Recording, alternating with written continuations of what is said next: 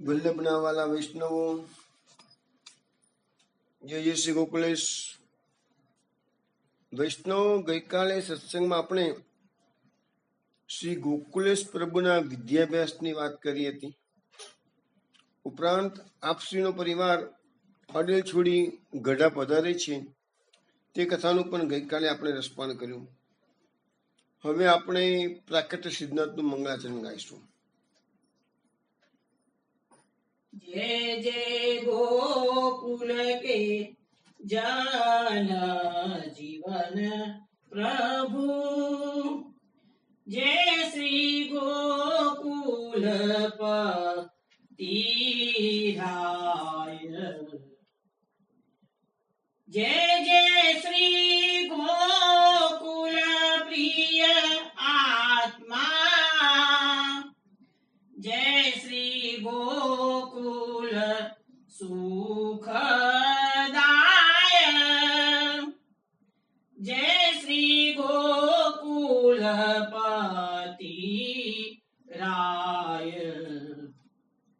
जय जय श्री गोकुलनाथ जी,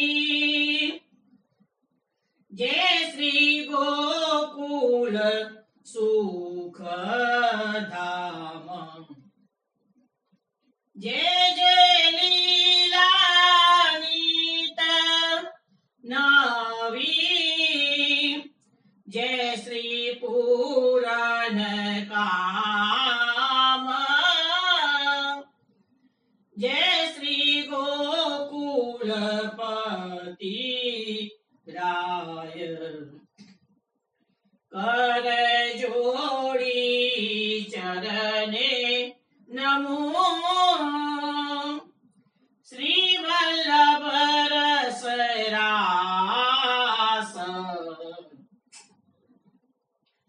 अभिलाषा जे जे मन धरू,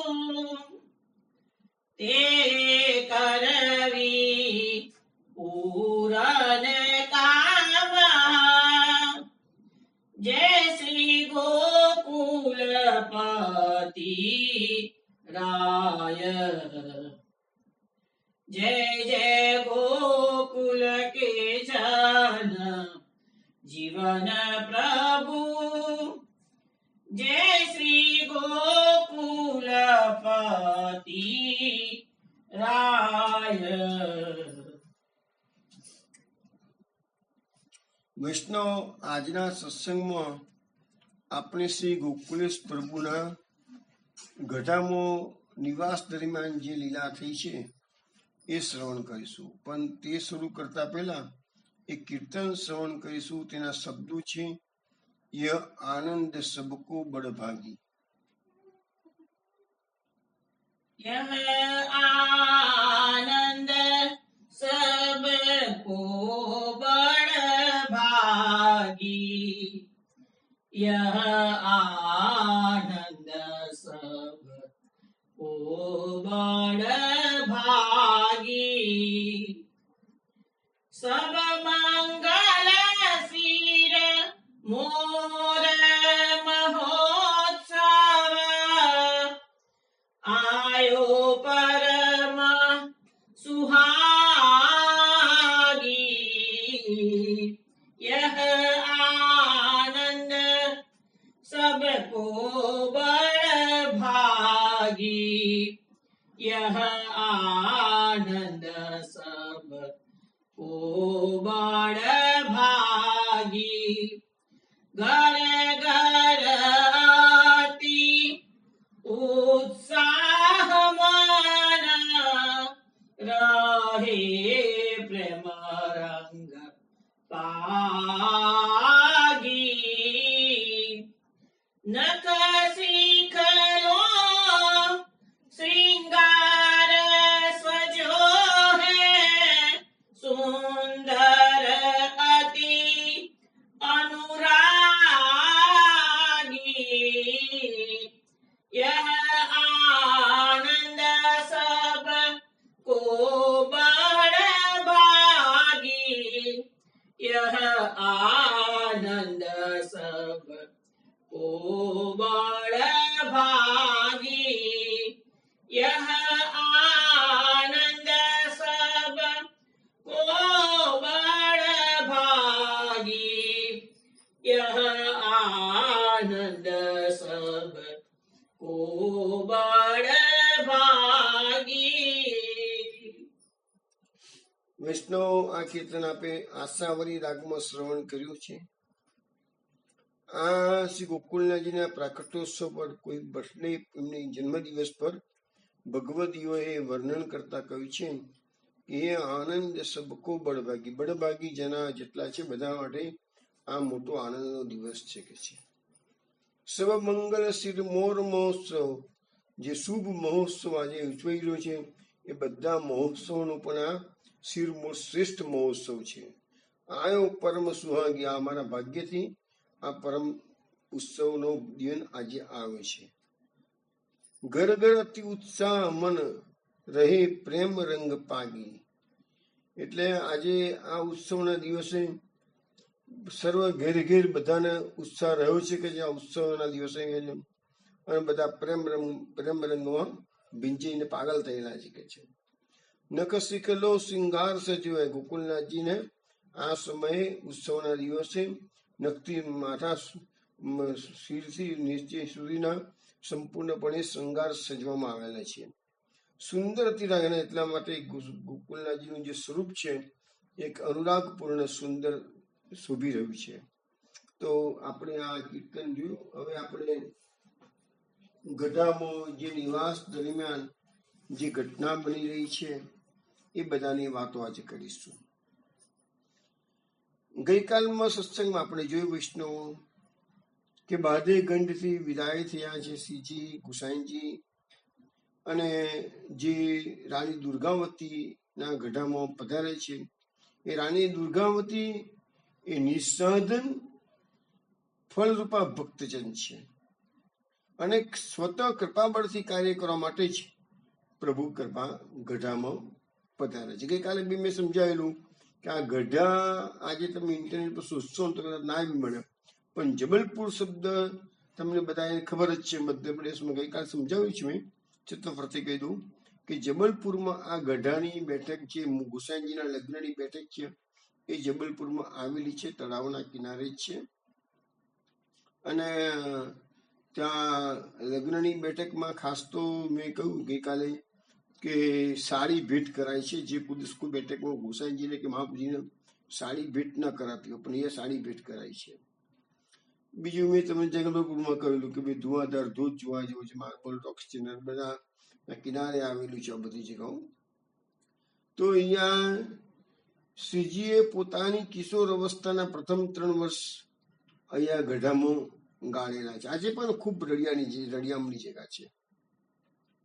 આ શેર જ્યારે એ રાજીનો સમય હતો ત્યારે 52 ગઢની રાણી કહેવાતી ત્યાં, અને એ ગઢા એ કિલ્લેબંધી શેર હતું કે છે, તેથી એનું નામ જ ગઢા પડ્યું હતું કે છે. એ ગઢાનો રાજા હતો દુર્ગશાહ, અને દુર્ગશાહની આ પટરાની એ જ આ રાણી દુર્ગાવતી. પણ દુર્ગાવતી એનો જે પતિ હતો દુર્ગશાહ એ નાની ઉંમરમાં સ્વર્ગવાસી થયો હતો. રાજ્યનો બધો બોજો આ રાણીજીના માથે પર આવી ગયેલો હતો. રાણી દુર્ગાવતી ભલે સ્ત્રી જાતિની હતી છતાં પોતાની હોશિયારીથી દરેક જાતના વાહન, હાથી, ઘોડા વગેરે પર સવારી કરી શકતી હતી. હથિયારો, શસ્ત્રોનો ઉપયોગ પણ અસ્ત્રશસ્ત્રોનો ઉપયોગ સારી રીતે કરી શકતી હતી. રાજ્યનો કારભાર પોતાની જાતે જ ચલાવતી હતી. એટલું જ નહીં પણ કોઈ નાની મોટી લડાઈના પ્રસંગે એ લશ્કરના નાયક તરીકે, સેનાપતિ તરીકે આગળ પડતો ભાગ ભજવતી હતી કે છે. એવું નહીં કે રાજમહેલમાં બેસીને હુકમ ચૂડા કરે, જાતિ યુદ્ધના મેદાનમાં જીતી હતી કે છે. અને આવા મહાન ગુણોને લીધે આ રાણી દુર્ગાવતીએ રાજ્યનો કારભાર એમના પતિની કરતા પણ વધારે હોશિયારી અને ચાલાકીથી ચલાવેલો. અને કહે છે કે માંડવ સુધીનો દેશ કબજે કરી લીધો હતો, રાજ્યનો બહોળો વિસ્તાર કર્યો હતો. આ રાણીશ્રીની મુખમુદ્રા એટલી તો ભવ્ય અને તેજસ્વી હતી કે ભલભલા મોટા મોટા ઉમરાઓ પણ એની સામું જોવાની હિંમત કરી શકતા નહીં. તો પછી જો સામું જોવાની હિંમત ના કરે તો એની આજ્ઞાનું ઉલ્લંઘન તો કોઈ કરી શકે જ કેવી રીતે? આથી જ આ રાજ્યનું સર્વતંત્ર નિયમિત રીતે ચાલતું હતું અને તેથી જ રાજ્યની પ્રજા સર્વ નિર્ભય રીતે આનંદમાં રહેતી હતી. અને આ રાણીશ્રીના સમયમાં આ ગધાનું રાજ્ય હતું, એનો વિસ્તાર, સમૃદ્ધિ એની ટોચ પર પહોંચી ગયેલા હતા.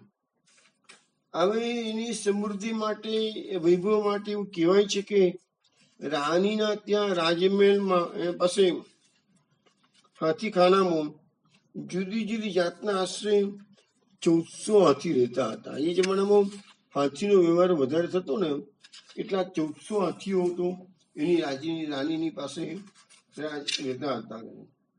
બીજું પણ અઢળક દ્રવ્ય એની પાસે હતું.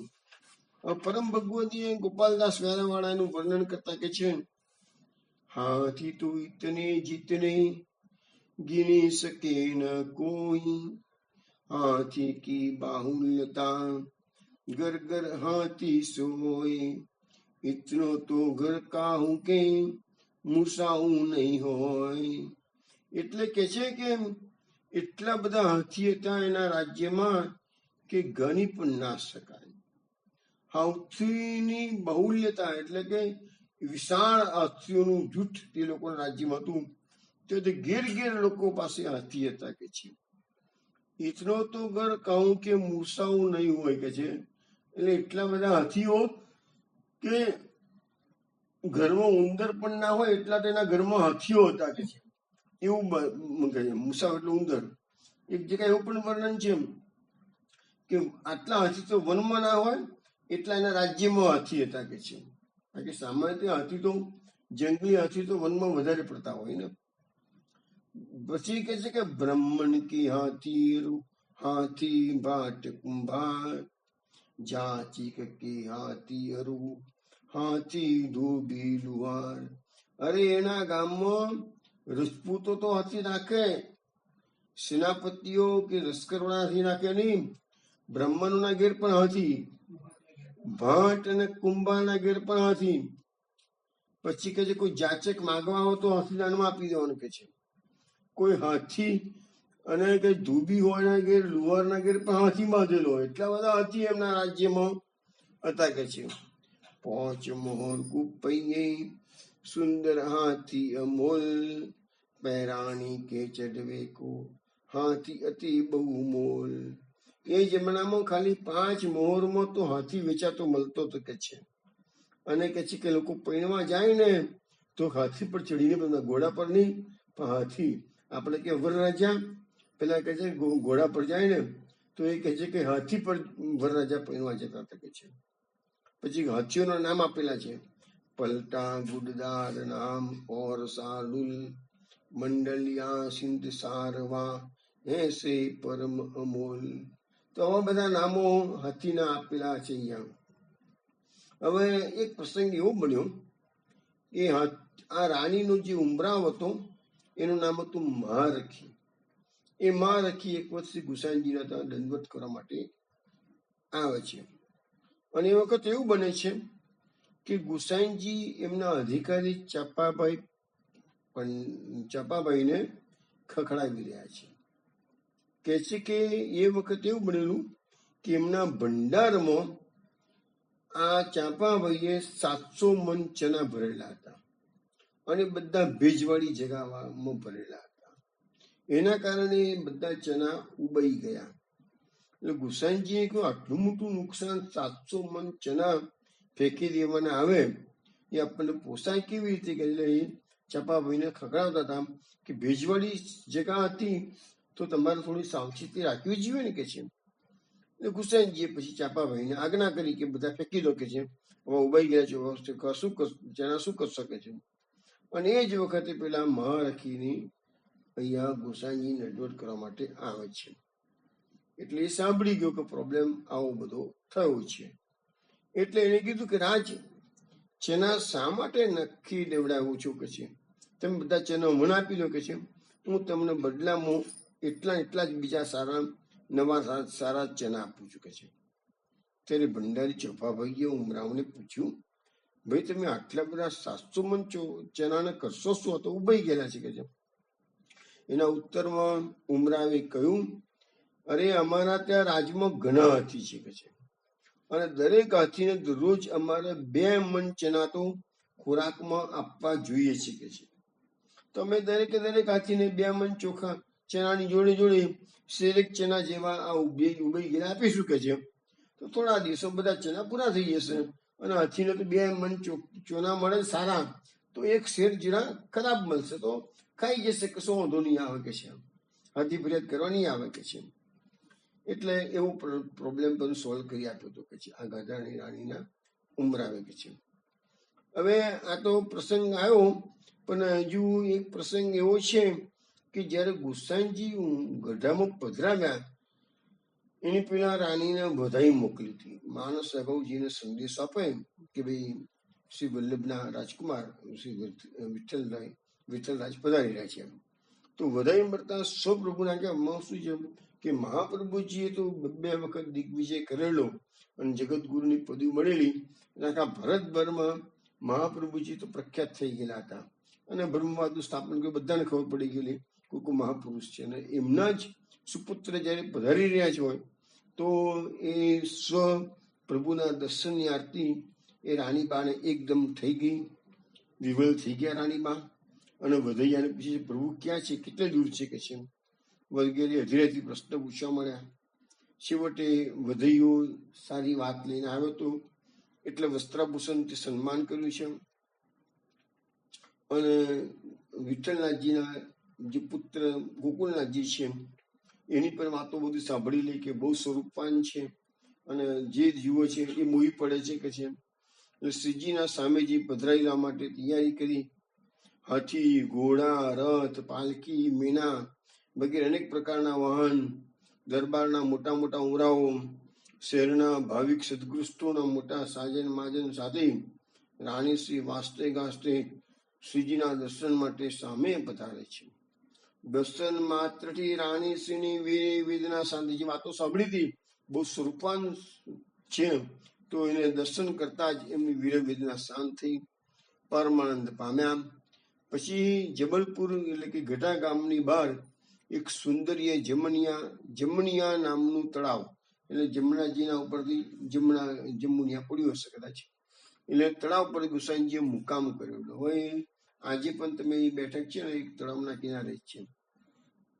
આ તળાવની શોભા વિશે બોલતા પરમ ભગવદીય ગોપાલદાસજી ભાઈ કહે છે કે પૂર્ણ પૂરિત સુંદર ઉજ્જવલ નીરમ અમલ અનુપમ લહેરી અતિ ગંભીર નીનોત્પલ તે તામ્ર કમલ કમલની જાત રંગ રંગ અતિ રમણીય સુવાસિત નાના ભાતી. એટલે કે છે કે એ જે જળ, જે તળાવ હતું, સરોવર હતું, એના જે જળ છે એકદમ નિર્મળ હતું.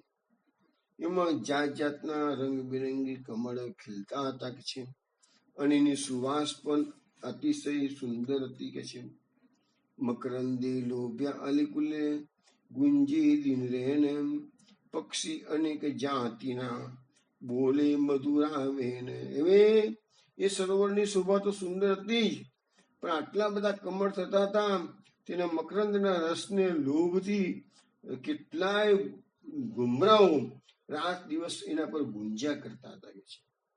એટલું જ નહીં, એ સરોવરના કિનારે અનેક પ્રકારના પક્ષીઓ મધુરો કલરવ કરી રહ્યા હતા. તીરે તરુવર સુંદર છાયા શીતલ જ્યાં શીતલ મંદ સુગંધ પવન ગમન કરે ત્યાં. એ ઉપરાંત એ સરોવરની શોભામાં વધારો કરવા માટે એના કિનારા પર સુંદર સુંદર વૃક્ષોની છાયા હતી, અને એના કારણે એ સરોવરમાં શીતલ મંદ સુગંધી વાયુ વાઈ રહ્યો હતો કે છે. પણ હસ્તી ઘોડાને કો નિકટ ન જાય અન્ય ત્યાં રાની રક્ષા કરવા વે જાની મન. પણ આ સરોવરની શોભામાં વિક્ષેપ ન થાય માટે રાણીબાએ એવો પ્રબંધ કરેલો કે કોઈ હાથી કે ઘોડો આ સરોવરની નજીક જાય ને એકદમ ઉત્તમ સરોવર હતું અને એના કિનારે શ્રી ગુસાઈજીનું મુકામ કરાવેલું હતું. એ સરની સમ સરોવર નહીં કો ભૂતલ માય, સુખી સુભવન રચી રહ્યા વાલોજી થાય. આ સરોવરની સમાન આખા ભૂતલમાં કોઈ સરોવર હોઈ શકે નહીં કે એવું સુંદર સરોવર ત્યાં હતું કે છે. અને એટલે તો આપણા વાલોજી એટલે કે શ્રી ગોકુલનાથજી તો સુખેથી મુકામ કરીને બિરાજ્યા. ત્યાં રાણીએ સેવાના સૌકર્ય માટે મંદિર આપ્યું. રાણીએ આ બધા માટે મંદિર ઠાકોરજી હોય ને એટલે મંદિર બનાવી આપ્યું. કે રહેવાની વ્યવસ્થા તો કરી પણ મંદિર બનાવી આપ્યું. રાણી નિયમિત રીતે અત્રે દર્શનાર્થે આવતા હતા. શ્રીજી પણ બાલખેલમાં પ્રસંગોપાત રાણીને મેળ પધારતા હતા. રાણી શ્રીજીને અનેક પ્રકારના લાડ લડાવી પોતાનો મનોરથ સિદ્ધ કરતા હતા. આ પ્રમાણે શ્રીજી પોતાને ત્યાં પધારતા દુર્ગાવતી રાણી રાજ્યનો સઘળો કારભાર વિશ્વાસુ પ્રધાન વર્ગને સોંપી પોતાનો ઘણો ખરો વખત એમની સેવામાં નિર્ગમન કરવા. રાણીજી રોજ દર્શન કરવા માટે આવે અને ઘણો ખરો સમય અહીંયા શ્રીજી પાસે કાઢતા હતા. હવે રાણીને શ્રી ગુસાઈજી પાસેથી નામ પામવા ત્યાં બ્રહ્મ સંબંધ કરવા માટે વિનંતી રાણીબાએ કરી ગઈ. પણ શ્રી ગુસાઈજી જો કે પોતે એમને ત્યાં લગભગ 3 વર્ષ ગુસાઈજી ગઢામાં બિરાજ્યા તો પણ મેં રાણીને બ્રહ્મ સંબંધ કરાવ્યો નહીં. હવે એક સવાલ આવે છે અહીંયા કે આ માર્ગમાં તો ગુરુ દ્વારા બ્રહ્મ સંબંધ થયા સિવાય કોઈ પણ જીવ પ્રભુની સેવાને યોગ્ય થતો નથી અને બ્રહ્મ સંબંધ થયા પછી જ એની સેવા પ્રભુ અંગીકાર કરે છે. એ ઉપરાંત શ્રીમદ વલ્લભાચાર્યજીના સમયથી એવો નિયમ બની ગયો છે કે વલ્લભકુળના બાળકો પોતાના જે જીવને સંબંધ બ્રહ્મ સંબંધ કરવામાં આવે અને તો જ એ બ્રહ્મ સંબંધ કરવામાં આવે તો જ એની સેવાનો અંગીકાર એ વલ્લભકુળના બાળકો લેતા હોય છે કે છે. મહાપ્રભુજીને જોયું કે સેવક સેવક કોઈ લેતા નથી. આપણે બધું થોડા વખત પહેલા મહાપ્રભુજી ચરિત્રમાં જોયું હતું. તો પછી આ રાણીબાની સેવા ગુસાઈજીએ શા માટે અંગીકાર કરી અને શા માટે શ્રીજીએ એમને બ્રહ્મ સંબંધ ના કરાવ્યું કે છે. એક ક્વેશ્ચન અહીં ઉભો રહ્યો હોય તો એનો પ્રત્યુત્તર પરમ ભગવતી ગોપાલદાસભાઈએ શ્રી ગુસાઈજીના વચન દ્વારા આપ્યું છે કે અહીંયા એવું કહેવામાં આવે છે કે નામ કે બ્રહ્મ સંબંધ આપવાનો હેતુ તો એ છે કે જે માર્ગને પ્રતિકૂળ જીવ હોય તેને નામ દ્વારા અનુકૂળ સન્મુખ કરીને સ્વરૂપ સંબંધ કરાવે. એટલે કે સેવામાં પ્રતિકૂળ દોષોનો ધ્વંસ કરી જે જીવો પ્રભુથી વિમુખ છે તેમને પ્રભુના સ્વરૂપ સાથે સંબંધ કરાવો એ જ નામ આપવાનો હેતુ છે એવું અહીંયા બતાવે છે. પણ રાણી તો પહેલેથી રસાવેશી સ્વરૂપાસક્ત ફલાત્મક ભક્ત હતા તો પછી એમને નામ દીક્ષાની શી જરૂર છે કે જે તો ઓલરેડી શ્રીજીમાં આસક્ત થઈ ગયેલા જ હતા કે છે. એટલે શ્રીજી પણ શ્રીમુખથી વચન કે છે કે ઇનકો અંતઃકરણ કો વૈષ્ણવ તો હી હું તો એહમ. એટલે રાણીજીનું અંતઃકરણ તો પહેલેથી જ વૈષ્ણવ હતું કે છે. એક નામ નહીં પાઈ એમ બોલ્યા છે જે ભલે નામ પડ્યું પમાડ્યું નથી પહેલેથી એ રાણી વૈષ્ણવ હતા. મર્યાદા હિત નામની કીધી વિનતી માત્ર પરિણામ કેમ પામે રાણી મહારસ પાત્ર.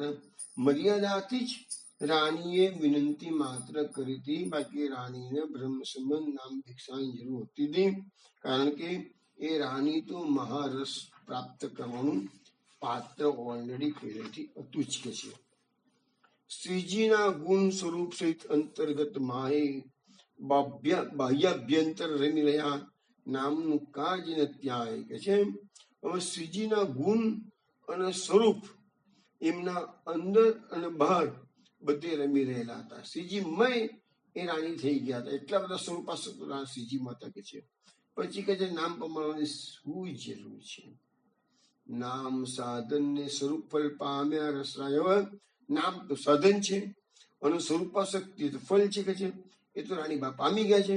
તો સાધન ને શું કરે નામ તનું શું કાજ. તો એ નામ દ્વારા નામ દીક્ષા પામી ને સાધનનું શું કરવું છે. જ્યારે ઓલરેડી સ્વરૂપાસક્ત ફળ મળી ગયું છે તો પછી શ્રી ગુસાઈજી પણ તૃતીય વિજ્ઞપ્તિમાં આજ્ઞા કરે છે કે શાસ્ત્રમ નિયામકમ તાવદ યાવત પૂર્ણા કૃપાનતે કૃપયા તે પૂર્ણસ્ય નૈવ કોપી નિયામકમ.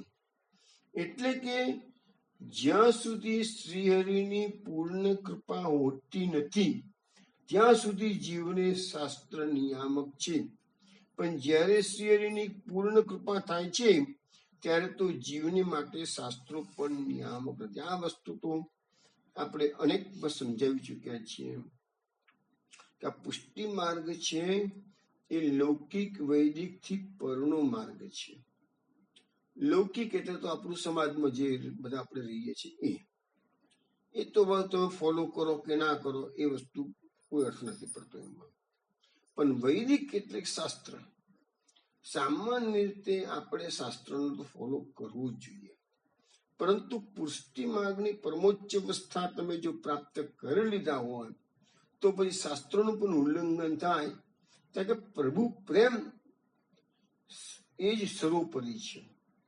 પ્રભુમાં તમે આસક્ત થઈ ગયા છો, પ્રેમ થઈ ગયો છે, પ્રભુ સિવાય સંસારની કોઈ વસ્તુ તમને ગમતી નથી, સ્થિતિ તમારી આવી ગઈ છે, સંસાર તમને ફિક્કો લાગવા મળે છે, તો પ્રભુ સિવાય કશું ગમતું નથી સ્થિતિ આવી ગઈ, પછી તમે શાસ્ત્રની મર્યાદાઓને ધોળીને પી જાઓ ને તો એ વાંધો ના. એટલા માટે પરમાદાસજી કહ્યું છે ને કીર્તનમાં કે પરમાનંદ વેદ સાગર કી મર્યાદા ગઈ, ગોપીન લીનો ઘૂંટ કોણ રસ ગોપીન લીનો ઘૂંટ. ગોપીઓએ એવો કયો રસ ઘૂંટીને પ્રાપ્ત કર્યો છે કે આ વેદ સાગરની મર્યાદાઓને પણ તોડી નાખી છે. યા દુસ્તજમ સૃજનમ ગ્રહમ ચહિત્વા, તો એ ગોપીજનોએ પોતાનો આર્યપંથ સ્વજનો એ બધાનો ત્યાગ કર્યો છે કૃષ્ણની પ્રાપ્તિ માટે.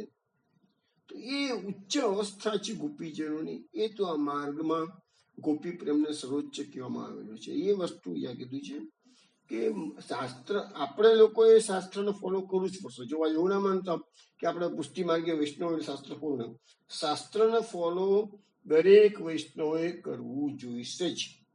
પરંતુ જ્યારે તમે એ સ્થિતિએ પહોંચી જાઓ પુષ્ટિ માર્ગની પરમ પ્રેમની ઉચ્ચ અવસ્થામાં, ત્યારે તમે શાસ્ત્રોના ઉલ્લંઘન કરો તો તમને કોઈ દોષ લાગતો નથી.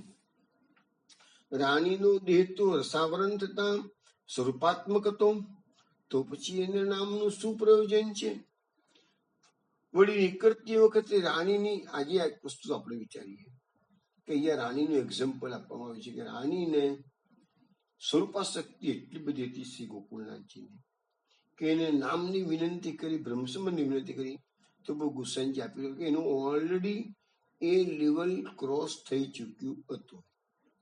આજે પણ તમે જુઓ કે શું આપણે પુષ્ટિ માર્ગની અંદર નામ દીક્ષા અને બ્રહ્મ સંબંધ દીક્ષા લે તો જ ઉદ્ધાર છે? આ ક્વેશ્ચન આના પરથી આપણે જ વિચારીએ.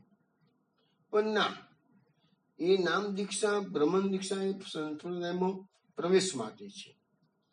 તમારા સેવાનો અધિકાર પ્રાપ્ત બ્રહ્મ સંબંધ દીક્ષાથી થાય છે, એ વાત ચોક્કસ છે કે છે. પરંતુ તમે ઓલરેડી એ સ્ટેજને ક્રોસ કરી ચૂક્યા હોય અને તમે પરમ અવસ્થા પ્રાપ્ત કરી પ્રેમની, કૃષ્ણમય જીવન જીવતા જ હોય, તો પછી આ બધી જે એકડ્યું પેલો સ્ટેજ છે, બીજું સ્ટેજ છે, એ બધું કહેવાય. પણ તમે પીએચડી પહોંચી જ ગયેલા છો તો પછી કઈ કે હું એકડા ધકડા તો મારા બનવાનું રહી ગયું છે, એવું કોઈ જરૂર રહેતી નથી. કોઈ માણસે પોસ્ટ ગ્રેજ્યુએટ કરી લીધું પછી કે યાર હું તો કોઈ દિવસ બારાખડી શીખવા સ્કૂલમાં દાખલ થયો જ નથી, કે નર્સરીમાં ગયો જ નથી, તો મારે પછી નર્સરી કરવી પડશે કે છે. ના, નર્સરી તું તો ઓલા ભલે પોસ્ટ ગ્રેજ્યુએટ પહોંચી ગયો છું, પછી નર્સરીમાં બાલ મંદિરમાં જવાની જરૂર શું છે તારે? એના જેવી વાત અહીંયા થઈ ગઈ છે. તો રાણી ઓલરેડી સ્વરૂપાસક્ત થઈ ચૂક્યા હતા, માટે એમને નામની જરૂર નથી. પણ આપણે બધાએ તો નામ દીક્ષા બ્રહ્મ સંબંધ દીક્ષા લેવી પડે, ના ચાલે. હવે નીકળતી વખતે રાણીની વિનંતી પરથી સુખુસાનજીએ નામ આપી રાણીને માર્ગમાં સ્થિત કરવાનો વિચાર તો કર્યો. પણ શ્રીજીએ વિચાર્યું કે જેને મહારસ અનુભવ કર્યો તેની સ્થિતિ કેમ હોય, એટલે સ્વરૂપાત્મક સ્વરૂપે જ વિનિયોગ, તેથી રાણીને નામનો સંયોગ મળ્યો જ નહીં. ગુસાઈજી થોડું વિચારતો હતો, પણ ગોકુલનાથજી ના પાડી દીધી કે એમની ઓલરેડી સ્થિતિ એ લેવલ આવી ગઈ છે, એટલે એમને પાછા નર્સરીમાં જવાની જરૂર નથી. જેને રસ પાન કર્યો તે રસનો ધર્મ, સ્વરૂપ થકી સ્થિત અલગી ન હોય એ જ મેં. ગોકુલનાથજીમાં સ્વરૂપા શકતા થઈ ગયા છે કે એનું જ ચિંતન રાત દિવસ ચાલતું હતું કે છે. હવે શ્રીજી ગઢે બિરાજતા હતા, એવામાં રથયાત્રાનો દિવસ આવ્યો છે.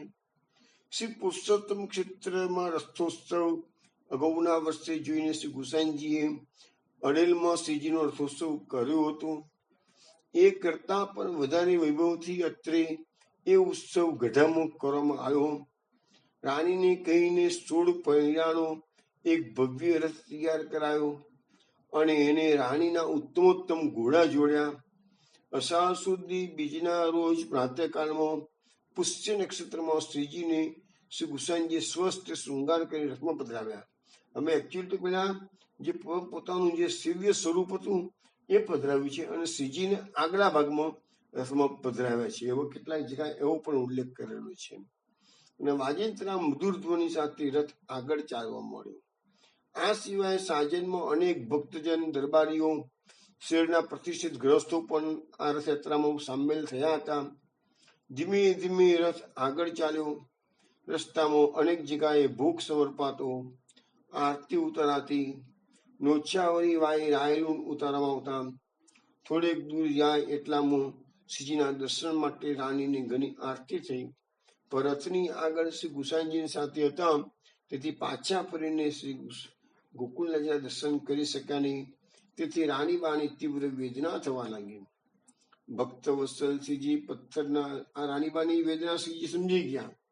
એટલે શ્રીજીએ શું કૌતુક કર્યું કે પથ્થરના ચોતરા પાસે આવતા ઈચ્છાપૂર્વક રથનું પૈડું અટકી ગયું. તેથી શ્રી ગુસાઈજી વગેરે પાછા ફર્યા અને પૈડું બહાર કાઢવાનો પ્રયત્ન કરવા લાગ્યા. શ્રી ગુસાઈજીએ ચોતરું ખોદવા પાવડો મંગાવવા કહ્યું. તે રાણીએ પોતાના ઉમરાવ વીર શાહને કહ્યું કે તમારો ખપવા કોણ કામ આવે ગો. એટલામાં કહેતા તો વીર શાહના અનેક માણસો ચોતરું ખોદવા મંડી પડ્યા અને ક્ષણવારમાં આખો ચોતરો પથ્થરનો તો ખોદી કાઢ્યો અને ચોતરો ખોદાયો. એ દરમિયાન રાણીબા શ્રીજીના દર્શનનો મત પૂર્ણ કર્યો. પછી રથ ધીરે ધીરે આગળ ચાલ્યો અને આખા નગરમાં રથને ફેરવી છેવટે મંદિરમાં લાવ્યા.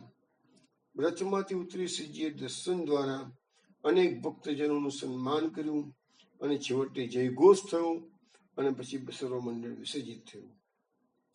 હવે બીજી એક એવું બન્યું કે એક વખત રાણીબા રોજ ગુસાઈજીના શ્રીજીના દર્શને મંદિરે પધારતા આ તળાવ પર મુકામ પર.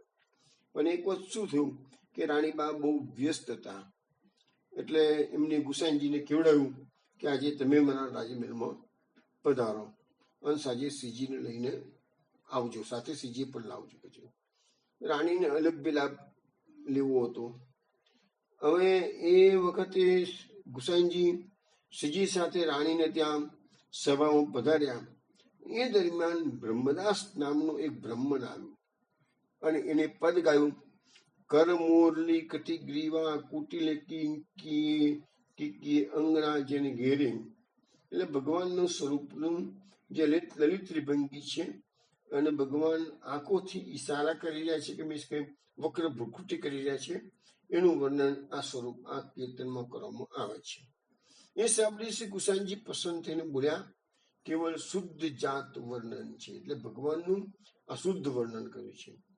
શ્રી ગુસાઈજી આ વર્ણન સાંભળી પસંદ થઈ પોતાના શ્રીઅંગ પરની ડગલી એને બક્ષિસમાં આપી દીધી કે છે. એ દંડવટ કરીને ગરીબ બ્રાહ્મણ એ ડગલી લઈને આગળ વધી ગયો, જતો રહ્યો. ડગલી દ્વારા શ્રી ગુસાઈજીએ એ બ્રાહ્મણનું દારિદ્ર્ય દૂર કર્યું. એ ડગલીના પ્રતાપથી એ ગરીબ બ્રાહ્મણ છેવટે દિલ્હીનો બાદશાહ અકબર એના નવરત્નમાં સ્થાન પામ્યું અને એ જ બ્રહ્મદાસનું નામ દિલ્હી ગયા પછી બિરબલ પાડ્યું. એટલે ગરીબ બ્રાહ્મણ પણ શ્રીના ગુસાઈજીની કૃપાથી જે ડગલી મળી એટલે એના કારણે ગરીબ બ્રાહ્મણ હતો એ બિરબલ જેવો મહાબુદ્ધિશાળી થઈ ગયો. પરંતુ તે બિરબલ પાછળથી દુસંગથી બહિર્મુખ થયો. પોતાના અનુગ્રહથી ક્ષણમાં ભિખારીમાંથી રાજા થયો, પણ દુસંગથી બહિર્મુખ થયો. આ તો ગઈકાલે પણ આ થિયરી મેં સમજાવી. રીતે ભરે પુની ધોરે, જો ચાહે તો ફેર ભરે. એના જેવી વાત અહીંયા થઈ ગઈ છે કે ગરીબ હતો, મોટાનો અનુગ્રહ થયો, ક્ષણમાં ભિખારીમાંથી રાજા થઈ ગયો, પરંતુ પૈસા આવ્યા પણ બહિર્મુખતા આવી ગઈ, એ પાછું નુકસાન કે છે. એટલે એ બતાવવામાં આવે છે કે દુસંગનું બળ કેટલું મજબૂત હોય છે. મહાબુદ્ધિમાન માણસ પણ એક ક્ષણમાં મૂર્ખ બની જાય. દુસંગ લાગી જાય તો મહાબુદ્ધિશાળી માણસ હોય એ મૂર્ખ બની ન કરવાનું કામ કરી બેસતો છે. દુસંગના કારણે હજારો વર્ષોનો સત્સંગ ક્ષણભરના દુસંગથી નિર્મૂળ થઈ જાય છે. અને તેથી જ મહાનુભાવી શ્રી હરિરાયજીએ એમના શિક્ષાપત્રમાં આજ્ઞા કરે છે કે વૈષ્ણવોએ દુસંગથી નિરંતર સાવધ રહેવું. આ એક મહાન પ્રબળ શત્રુ છે. અને શ્રુતિ ગીતાની કારિકામાં શ્રી મહાપ્રભુજી પણ જણાવે છે, અસત્સંગો ન કર્તવ્ય ભક્તિ માર્ગસ્ય બાધક. એટલે કોઈ માણસ ગમે તેટલું વૈષ્ણવી જીવન જીવવાનો પ્રયત્ન કરતો હોય, પણ જોડે જો સોબત ખરાબ રાખે, પોતાનું સર્કલ ખરાબ સર્કલમાં ઉઠતો બેસતો રાખતો હોય, તો માની લેજો એના મન પર અસર થયા વગર રહે જ નહીં. કારણ કે આપણા શાસ્ત્રો આટલો બધો સત્સંગનો પ્રભાવ જેવો બતાવે છે, એવો દુસંગનો દુષ્પ્રભાવ પણ બતાવે છે. સત્સંગથી જેટલું પરિવર્તન આવે છે ને, એવું દુસંગથી પતન પણ થઈ જાય છે. એટલા માટે કીધું છે કે સત્સંગ જ હંમેશા કરવું, અને તમારા કંપનીમાં સોબતમાં ખરાબ માણસો રાખવા જ નહીં. આવી રીતે ગઢામાં શ્રી ગુસાઈજી નિજજનોને અનેક પ્રકારનો અનુભવ કરાવી અદે દાન આપતા હતા. એવામાં પોતાના પુત્ર રત્ન શ્રીજીનું અનેક પ્રકારનું સુખ ભોગવી શ્રી રૂક્ષ્મણીજી માતાજી જે હતા, ગુસાઈજીના પત્ની અને ગોકુલનાથજીના માતાજી, એ ભગવત ધામ પામ્યા. એટલે અહીંયા ગઢામાં રૂક્ષ્મણીજીને જે લીલા થઈ પહોંચી ગયા, એ ગધામાં થયું. ગુસાઈજી વેદ તથા લોકાચાર પ્રમાણે ઉત્તર ક્રિયા કરી અને પોતાના ગ્રસ્થાશ્રમ ફરજો બજાવી છે. શ્રી રૂક્ષ્મણીજી અંતર્ધાન થયા પછી શ્રી ગુસાઈજીએ ફરી લગ્ન કરવાની ઈચ્છા કરી જ નહોતી, પરંતુ રાણીશ્રીએ ખૂબ આગ્રહ કર્યો, પણ એમને માન્યું નહીં. છેવટે રાણીશ્રીએ શ્રી ગિરધરજીને શીખ્યું કે તમે શ્રી ગુસાઈજીને કહો કે જો આપ ફરીથી લગ્ન કરશો નહીં તો હું પણ લગ્ન નહીં કરું કે છે. તો રાણીની શીખવણીથી શ્રી ગિરધરજીએ સખત આગ્રહ કર્યો, એટલે છેવટે શ્રી ગુસાઈજીએ પોતાની મમત છોડી અને લગ્ન કરવા માટેની સંમતિ આપી. ભક્તજનોનો મનોરથ સિદ્ધ કરવા માટે બીજા લગ્નની વાત હવે ગુસાઈજીએ કબૂલ કરી, અને રાણીએ અને આ લગ્ન અહીંયા ગઢામાં થયું છે, માટે લગ્નની બેઠક છે. રાણી શ્રીએ ગુસાઈજીનું બીજું લગ્ન એમના રાજ્યમાં કૃષ્ણરાય દુશેરીની ઘેર પદ્માવતી સાથે સંવત 1620 વૈશાખ શુક્લ 3 ત્રીજ એટલે કે અકાત્રીજના દિવસે ગોરજ વેળાએ સંધ્યાકાળે ઘણા ઠાઠ માઠથી રાણી શ્રીએ આ લગ્નનો શુભારંભ ઉજવ્યો. આ પ્રસંગમાં શ્રીજીના શ્રીમુખનું વચન છે કે જ્યારે ઘરમાં શ્રી ગુસાઈજીનો વિવાહ થયો ત્યારે અમે સર્વે એક ભટ્ટને ઘેર ગયા હતા. કારણ કે જ્ઞાતિમાં એવી રીત હતી કે પિતાનું મોડ, એટલે લગ્ન વખતે જે માટી મૂકવામાં મોડ, પિતાનું મોડ એ પુત્રથી જોવાય નહીં કે છે. પણ ગુસાઈજીને અમારા સિવાય રહેવાતું નહીં, તેથી લગ્નની ક્રિયા જેવી પૂરી થઈ કે શ્રી ગુસાઈજીએ મોડ ઉતારી અમને તરત જ બોલાવી લીધા, અને ત્યારે જ ગુસાઈજીને શાંતિ થઈ ગઈ કે પુત્રથી પિતાના લગ્ન થતા હોય તો મોડ જોવાય નહીં, એવું અહીંયા લખે છે. શ્રી ગુસાઈજી એ દ્વારા સ્વજનોને પોતાના શ્રીજી પ્રત્યેના અપૂર્વ પ્રેમનું દ્વારા સ્વરૂપના જ્ઞાનનું સૂચન કર્યું. જેને જે સ્વરૂપનો અનુભવ તેને તે સ્વરૂપનો તાપ કેમ ન હોય. જેને શ્રીજી પોતે પોતાના સ્વરૂપનો ધર્મ જણાવે એને એ સ્વરૂપ સન્મુખ છતાં વિરહ ઉપજે તો પછી વિયોગમાં ઉપજે એમાં શું આશ્ચર્ય? એ સ્વરૂપના વિયોગમાં ભક્તજનોને વિરહ ઉપજે તો ઠીક, ભક્તજનના વિયોગથી શ્રીજીને પણ વિરહ થાય છે, પણ આ પ્રેમ માર્ગમાં કઈ આ નવી વાત નથી. આ માર્ગના જે અભ્યાસુ છે એને ભક્તજનના વિરોધથી પ્રભુને વિયોગ થવાના અનેક દ્રષ્ટાંત વિધિ છે. આપણે એમ કહેવા માંગે છે અહીંયા કે આપણે ભક્તજનને પ્રભુનો વિયોગ થાય, દાખલા તરીકે ગોપીજનો ભગવાન અંતર્ધાન રાસ મંદિરમાંથી ગોપીજનોનો વિરોધ થયો, ભગવાનને ગોપીજનોને ભગવાનનો જે વિરોધ થયો 4 પ્રકારનો, એનું વર્ણન આપણે નંદાસજીની વિરમમાં કરી ચુક્યા છીએ. પણ અહીંયા એમ કહેવામાં આવે છે કે ભક્તજનો તો વિરોધ થાય, પણ ભગવાનને પણ ભક્તનો વિરોધ થાય, અને ત્યારે જ એ નિરોધ બંને બાજુનો હોવો જોઈએ. ભક્તનો પણ નિરોધ હોય અને કૃષ્ણ ભગવાન ઠાકોરજીનો પણ નિરોધ હોવો જોઈએ. તો એનું ઉદાહરણ આપણે બહુ જાણી દીધું છે ગજ્જન ધાવનનું, કે ગજ્જન ધાવન એક ક્ષણ પણ નવનીત પ્રિયાજીથી દૂર રહી શકતા હતા નહીં.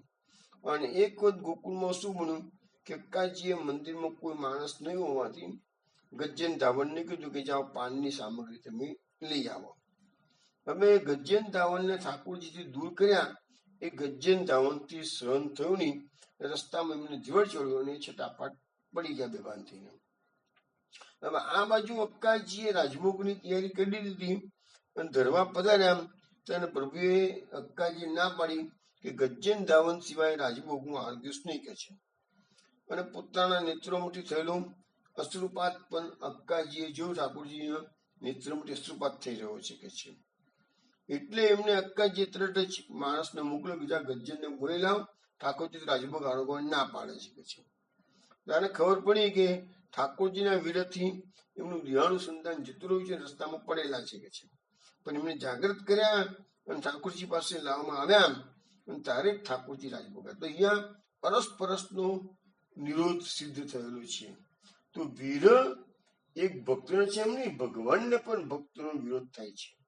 એટલે અહીંયા આપણને એ બતાવવામાં આવે છે કે આ જે રાણીબા હતા એમને શ્રીજીથી દૂર થવાનું જાય તો વિરહ થતો, પણ કહે છે કે ના એવું નથી, શ્રીજીને પણ રાણીબાનો વિરહ નડતો હતો, એવું અહીંયા સમજાવવામાં આવે છે. તો શ્રીજીના સંબંધમાં બીજો પણ એક ભક્તજન્ય વાત એવી હોય કે એના ભક્તજનના વિરોધથી શ્રીજીનું શ્રી અંગ દુર્બળ થઈ ગયું હતું. એક ભક્તજન બહારગામ ગયા હશે તો શ્રીજીને ગોઠતું નતું, એનો ગોઠ્યો હશે તો એનું શ્રી અંગ દુર્બળ થઈ ગયું. સુભાષજીએ દવા કરી પણ અસર થઈ નહીં કે છે. પણ જયારે ભક્તજન પાછા આવ્યા અને શ્રીજીનો વિરાગની શાંત થયો, ત્યારે એ શ્રીજીનું શરીર સ્વસ્થ થઈ ગયું. હવે આપણે જોઈ લઈએ છીએ કે આ પુષ્ટિ માર્ગ એ ખરેખર પ્રેમ માર્ગ છે, અને આ પ્રેમ માર્ગમાં આગળ વધવા માટે આરતી અને વિરમ એ સિવાય બીજું કોઈ આપણે સ્ટાર્ટિંગમાં જ બોલીએ છીએ તાપ ક્લેશાનંદ તિરુભાવ. તાપ કલેશનો માર્ગ છે કૃષ્ણથી આ જીવ હજારો યુગોથી વિખૂટો પડ્યો છે. તો કૃષ્ણની પ્રાપ્તિ માટે જે તાપ ક્લેશ એ જ એનું ખરું તાત્પર્ય છે આ માર્ગનું. મારા કૃષ્ણ સાથે હું પાછું લીલા પરિક્રમા ક્યારે જઈશ? જો તમે આવી આરતી કરતા નથી અને એમને એમ ધર્મનું આચરણ કરો, લાગે આપણે ગુજરાતીમાં કહ્યું છે માંગ્યા વિના તો માય રાખીશ. તો તમે પ્રભુને કાલાવાલા નહીં કરો, પ્રભુ દર્શન આપો, દર્શન આપો, દર્શન આપો, પ્રભુ તારા ધામમાં લઈ જા, તારા ધામમાં લઈ જા, તો પ્રભુ શું કરે તમારી સુધી લેશે. હારું બેટા તું સેવા કર્યા કર, કશો વાંધો નથી. સેવાનું ફળ તો સેવા કર્યા કરવાની, પણ આરતી હૃદયમાં ના હોય, પ્રભુને દર્શન કરતા થાય, પ્રભુ મારી સાથે વાતો ક્યારે કરશે, એવી આરતી ન થાય તો પ્રભુ કઈ એવા નવરાન છે તમે વગર બોલાય બોલવા બેસી જાય તમારી જોડે. તો આ વસ્તુ સમજવાની એમને એમ જ પછી કરવા ખાતર કરતા હોય. પ્રેમ છે ને જો પશુ સેવા કરતા કરતા પ્રેમ થયો છે તો ચોક્કસ તમારી આરતી આવશે જ. પ્રભુ પ્રાપ્ત કરવાની, પ્રભુ સાથે વાતો કરવાની, પણ સેવા ક્રિયાત્મક જ હશે. તો પછી કે રોજ ઉઠવાનું, રોજ કરવાનું, આમ કરવાનું, પાછા ખાંગળી પડાડવાના, એમને એમ ક્રિયાત્મક ચાલ્યા કરતો તો પછી પ્રેમ ક્યારે થશે? અને પ્રેમ નહીં થાય તો આરતી કરશે, અને આરતી નહીં થાય તો પ્રભુના દર્શન ક્યારે થશે? તો આ એક પોઈન્ટ વિચારવાનો જરૂર છે. અહીંયા પણ કીધું છે કે આરતી અને વિરહ એ સિવાય આ માર્ગમાં આગળ વધવાનું બીજું કોઈ સાધન નથી. અને આરતી અને વિરહ અગ્નિ વડે વિષયોને ભસ્મીભૂત કરી ભક્તજનો પોતાની સકલ ઇન્દ્રિયોનો પ્રભુ સાથે નિરોધ કરે છે, ત્યારે જ પ્રભુ એના હૃદયમાં પ્રકટ થઈને બિરાજે છે. એટલે અહીંયા શું થયું છે કે હવે અહીંયા વાત આવી છે કે વિષયોને ભસ્મીભૂત કરવાની વાત આવી. તો આપણે મહાપ્રભુજી પણ કીધું છે કે ભગવદ ધર્મ સામર્થાત વિરાગો વિષય સ્થિર. ભગવદ ધર્મના સામર્થ્યથી વિષયોમાં વૈરાગ આવશે, અને વિષયોમાં વૈરાગ આવશે એટલે વિષયો ઓટોમેટિકલી ભસ્મીભૂત થઈ જશે. આપણી મુશ્કેલી ક્યાં છે? આપણે ગમે તે ધર્મનું આચરણ કરતા પણ આપણે બધા વિષયોના ગુલામ છીએ. શબ્દ, સ્પર્શ, રૂપ, રસ, ગંધ એ 5 વિષયોમાં બધામાં આપણે ફસાયેલા છીએ. એટલે એ બધામાંથી મુક્તિ ક્યારે મળશે? કે ભગવત ધર્મનું સામર્થ્ય પ્રાબલ્ય હશે તો જ. તો એ લખે છે કે પોતાના સ્વરૂપનો અનુભવ ભગવાન તો જ કરાવશે. આમ થતાની સાથે જ ભક્તજનોનો જે ગુણમય દેહ એની વિષયમાં પચેલી ઇન્દ્રિયો લૌકિક મટી અલૌકિક થઈ જાય. કારણ કે આપણી ઇન્દ્રિયોને મહાપુરુષે શું કીધું છે? સેવા માર્ગમાં વાળવાની છે. આપણે નિગ્રહ નથી કરવાનું. યસ સેવા ભગવત કાર્યમ યદા સ્પષ્ટમ ન દ્રષ્ટે તથા વિનિગ્રસ્તસ્ય કર્તવ્ય નિશ્ચય નિરોધક્ષનો મહાપુરુષ આપણે સમજાવે છે. તો એ ઇન્દ્રિયોને ભગવદ માર્ગમાં, સેવા માર્ગમાં વિનિયોગ કરવાનો છે. બાહ્ય સ્વરૂપમાં કોઈ પણ જાતનો ફેરફાર થયા સિવાય ભક્તજનોના દેહ અને ઇન્દ્રિય સામાન્ય મનુષ્યના દેહ તથા ઇન્દ્રિયથી ભિન્ન હોય છે. આપણા માણસ ભક્તો છે, સાચા ભક્તો છે, એ બી દેખાવામાં ઓર્ડિનરી માણસોના જેવા જ દેખાતા હોય કે સ્પેશિયલી એનામાં કશું વધારે બેના ચારા તો નથી જતા, પણ એમની જે અંદરની વસ્તુ છે કે દેહ અને ઇન્દ્રિયો દેખાય સરખા, પણ એ બધા ઠાકોરજીના સેવાના વિનિયોગ માટે જ એનો ઉપયોગ થતો હોય છે. પાર્થિવ શરીરના નિયમો લાગુ પડતા નથી. એઓના શરીર અને ઇન્દ્રિય એમના ગુલામ છે. એટલે જોયું ને, આપણે બધા શરીરના અને ઇન્દ્રિયના ગુલામ થઈ ગયા છે. આપણું શરીર અમુક વસ્તુ માંગે એટલે આપણે આપવું જ પડે, આપણી ઇન્દ્રિય વસ્તુ માંગે એટલે આપણે આપવી જ પડે છે. પણ જે ભક્તજનો છે એના શરીર અને ઇન્દ્રિયો એમના ગુલામ છે, એ એમના ગુલામ નથી. એ ઇન્દ્રિયો એમની ગુલામ થઈ ગયેલી હોય છે. એ ઇન્દ્રિયોને માગે, ઇન્દ્રિયો માગે તો નહીં આપવાનું, એને આપવું હોય તો ઇન્દ્રિયોને આપે એમ. અને આપણે શું છે, ઇન્દ્રિયો માગે એટલે આપણે આપવું જ પડે, ચાલે કે આપણે ઇન્દ્રિયોના ગુલામ છીએ. સામાન્ય મનુષ્યના માફક એવો એમના દેહ અને ઇન્દ્રિયોને પોતાની મરજીમાં આવે તેમ વાપરી શકે છે, અને સામાન્ય જન સમાજ આશ્ચર્ય પામે એવા કાર્યો કરી શકે છે. હવે આ બધામાં એમ કે છે કે જેમ સૂર્યની સામે ધૂળ નાખવાથી નાગના રાણીના સાથી નુકસાન થાય એમ એ મહાન ભક્તજનોને દોષારોપણથી તો કોઈ પણ જાતની હાનિ થતી નથી કે છે. એટલે અહીંયા શું છે કે જે ભક્તજનો છે એના પર જે દ્વેષીઓ હોય એ દોષારોપણ કરતા હોય છે, પણ એવા દોષારોપણ ગમે તેટલું કરો ભક્તજનોને કોઈ અસર કરતી નથી કે છે. અને દોષારોપણ કરનાર અને એમાં ભાગ લેનારા દુઃખ ભોગવે છે. એટલે જે ભક્તજનોને હેરાન કરે છે ને એ અલ્ટિમેટલી પ્રભુ સહન કરતા નથી, અને છેવટે એ લોકોને દુઃખ ભોગવવાનો વારો હોય છે, અને વસ્તુ સ્વરૂપથી સદાને માટે દૂર રહે છે. શ્રી ગુસાઈજીના આજે આટલા એટલા માટે કે ગુસાઈજી બીજા લગ્ન કરે ને એટલે કોઈ નિંદા પુતલી કરે કે આવું કેમ કર્યું હશે, એટલે અહીંયા સમજાવવાનું છે કે સૂર્યની સામે ધૂળ નાખશો તો નાખનારને જ વાંધો આવવાનું છે, સૂર્યને તો કશું થવાનું નથી. એવી રીતે ગુસાઈજી તો ભગવદ અવતાર છે, એમને લીલા માટે બીજા લગ્ન કર્યા છે, તો એના માટે દોષારોપણ કરવાની કોઈ દોષ દ્રષ્ટિ રાખવાની જરૂર નથી. શ્રી ગુસાઈજીના બીજા લગ્ન પછી ગઢામાં બિરાજે આશરે 3 વર્ષ થયા, અને જયારે શ્રીજીએ કિશોર અવસ્થામાં દિવ્યાવસ્થાનો અંગીકાર કર્યો ત્યારે એઓએ વિચાર્યું કે એ અવસ્થાનું દાન બ્રજભક્તોને છે, અને તેથી એની સિદ્ધિ માટે ત્યાં જવું જોઈએ. રાણીને વિદાય પણ રાણીને વિદાય થવાનું કહેવાય કેમ? એની અસહ્ય આરતી રસજ્ઞ પ્રભુ સ્થિર રીતે સહન કરી અને જુદા કેવી રીતે પડવાનું? વળી જો રાણી સ્વરૂપાશક્તિ સાથે રજા આપે તો પણ બંનેને વિરાગ્નિમાં વ્યાકુળ થઈ એને પ્રચંડ જાળમાં શેકાવવું પડ્યું. રસુદ્ધ રાણી વિદાયગીરીની આજ્ઞા શાંત ચિત્તે કેમ આપે? એ તો કેવળ ગગન કુસુમવત હતું. આવા સંજોગોમાં શ્રીજીએ જોયું કોઈ પણ યુક્તિ વિના કાર્ય સિદ્ધ થશે નહીં. તેથી ઈચ્છા પરથી કારણે સિદ્ધિ અર્થે ત્યાં પણ એમને શ્રીજીએ એવું કૌતુક કર્યું કે ગધા પર રાજ્યનો ઉપદ્રવ ઉઠ્યો અને સર્વે ભય પામ્યા. એટલે જેવી રીતે અડેલ છોડવું હતું તો અડેલમાં મિસ કર્યું અને વિધળીમાં લશ્કર આવી ગયું. એવી રીતે ગધાની પર પણ હવે બીજા આક્રમણો આવવાનું મિસ ઉભું કર્યું છે. તો જ હવે શ્રીજીને વ્રજમાં પધારવું છે એના માટેનું મિસ કર્યું. હવે આપણે કથા જોઈએ એ પેલા એક ધોળપદ સહન કરી લઈએ. હારે ધન્ય આજની ઘડી રળિયામણી, હારે ધન્ય આજની ઘડી રળિયામણી. હારે મારો વાલોજી પધાર્યાની વધામણી હોજી રે, ધન્ય આજની ઘડી રળિયામણી. હારે હું તો કદડીના સ્તંભ રૂપાવતી, હારે મારા વાલાજીના મંડપો રચાવતી હોજી રે, ધન્ય આજની ઘડી રળિયામણી. હારે પૂરે સુહાગન સાથીઓ,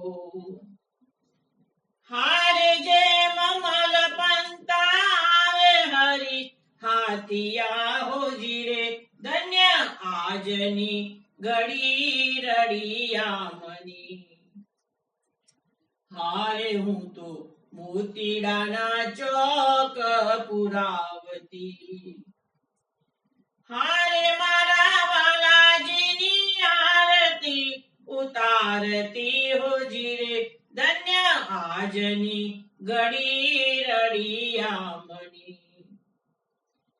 હારે હું તો ફૂલડાના કોટ ચનાવતી, હારે મારા વાલાજીની સેજ બિછાવતી હોજી રે, ધન્ય આજની ઘડી રળિયામણી. હારે મારે જાવું શ્રી વલ્લભ વરને ભારને, હારે દાસ વલ્લભ ના સ્વામી ઉભા બારને હોજી રે, ધન્ય આજની ઘડી રળિયામણી. હારે ધન્ય આજની ઘડી રળિયામણી. હારે મારો વાલોજી પધાર્યાની વધામણી હોજી રે, ધન્ય આજની ઘડી રળિયામણી. વૈષ્ણવ આ ધોળપદ વલ્લભદાસ મેં કહ્યું ને, વલ્લભદાસ અને વનરામન ચંદ્ર આ બંનેના મેક્સિમમ ધોળપદ આપણા ચતુર્થ ક્રમમાં છે. આમાં શ્રી ગોકુલનાથજીની પધરામણી જયારે ભક્તના ઘેર થાય છે તેનો ઉત્સાહ શું છે, એનો શું કેવી તૈયારી કરેલી છે એનું વર્ણન આમાં કરવામાં આવેલું છે કે છે હારે ધન્ય આજની ઘડી રળિયામણી. આજે જે મારા ઘરે શ્રી ગોકુલેશ્વર પધારે છે તો આ ધન્ય આ ઘડી આજે રળિયામણી ખૂબ સુંદર છે. હારો મારો વાલોજી પધાર્યાની વધામણી. આજે મારા વાલાજી મારા સાક્ષાત પ્રભુ પધારી રહ્યા છે કે છે, એટલે હું બધાને વધામણી આપું છું કે છે મારા ઘરે પ્રભુ પધારવાના છે. તો હું શું તૈયારી કરું છું? હું તો કંડલીના સ્તંભ રૂપાવતી, એટલે પ્રભુના પધારવાની તૈયારીમાં કંડલીના સ્તંભ રૂપાયા. મારા વાલાજીના મંડપ, મારા વાલાજીના પધરાવવા માટે બિરાજવા માટે મંડપ પણ બનાવું છું કે છું. હજી પૂરે સુહાગન સાથીઓ, જે સુહાગન સ્ત્રીઓ છે એ સાથે દોરીને પ્રભુનું સ્વાગત કરી રહી છે કે છે. હારે જેમ મલપંતા આવે એની હાથીઓ અને શ્રી અમારા જે ઠાકોરજી અમારે ઘેર પધારે છે, તો જેવી રીતે કે છે કે હાથી મૃતક મતક મલપતો ચાલતો હોય એવી રીતે અમારા હરિ પણ હાથીની માફક ચાલીને મલપતિ ચાલે પધારી રહ્યા છે કે છે. બીજું તો મોતીરાણા ચોક પુરાવતી મોતીના ચોક મેં પૂરે છે કે છે. અને મારા વાલાજી પધારે છે એટલે તો આરતી પણ મારા વાલાજીની આરતી ઉતારતી, વાલોજી પધારે એટલામાં તો આરતી ઉતારું છું કે છે. હું તો ફૂલડાના કોટ ચલાવતી એટલે મેં તો ફૂલથી જ સિંહાસન બિરાજવા માટે સિંહાસન ફૂલનું બનાવેલું છે કે છે.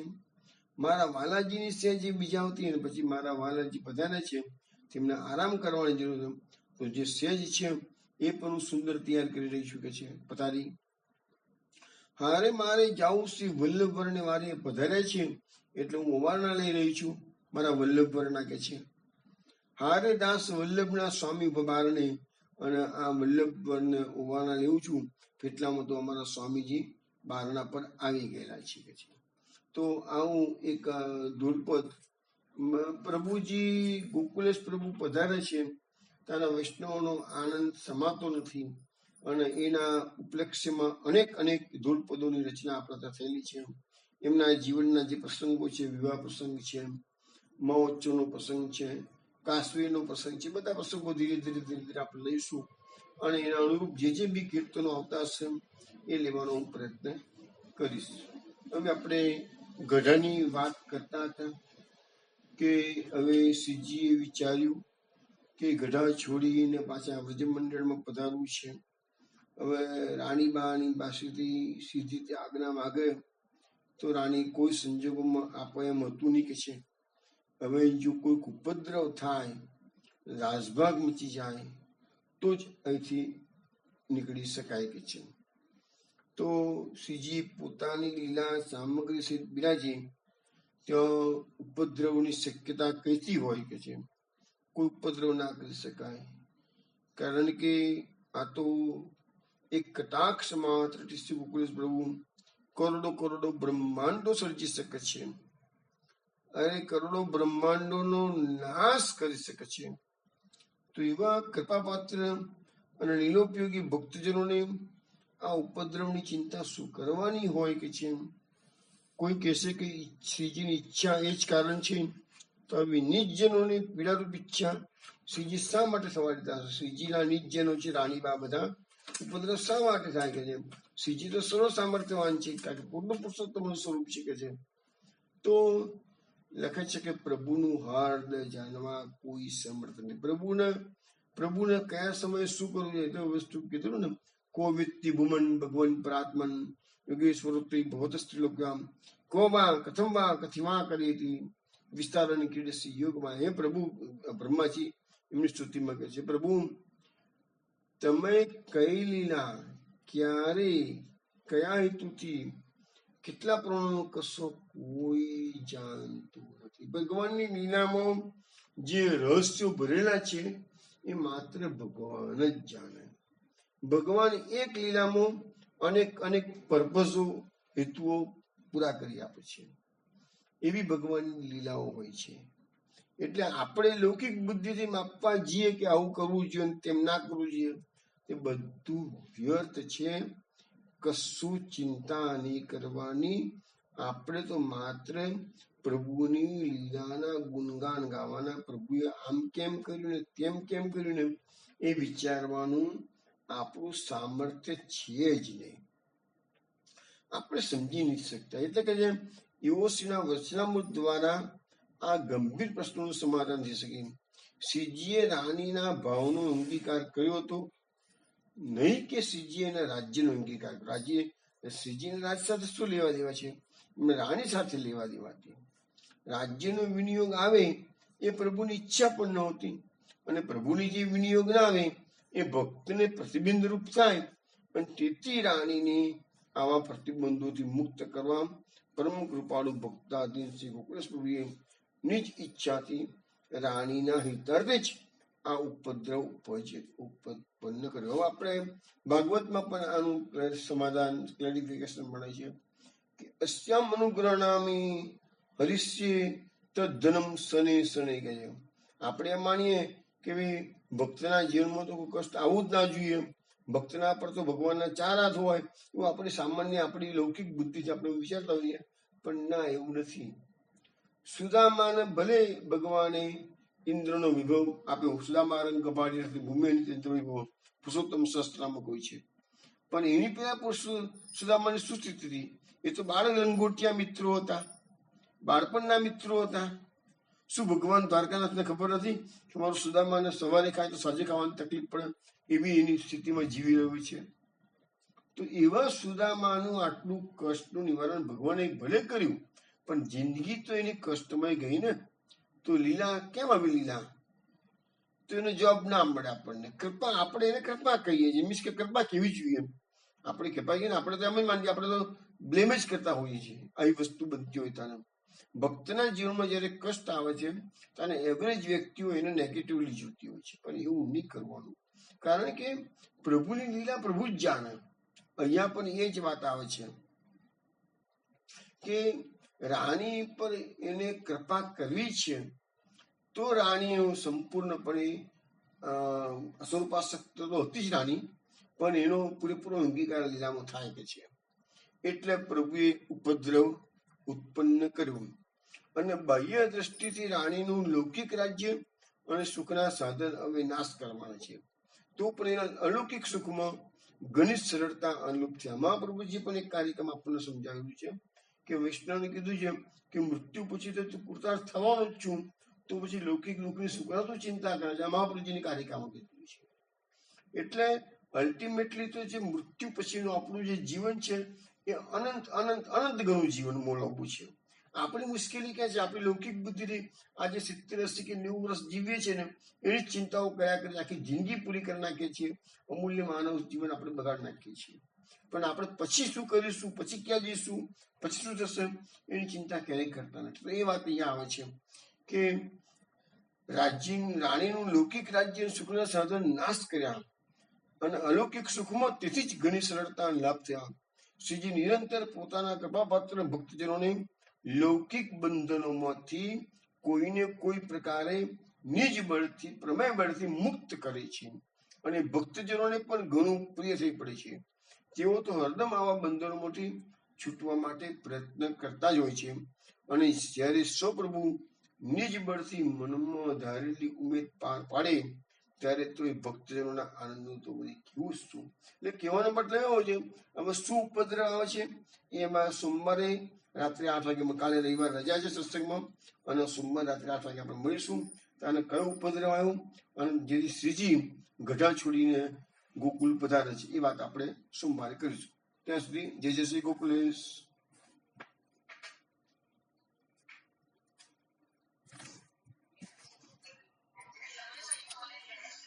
જય શ્રી ગોકુલેશ.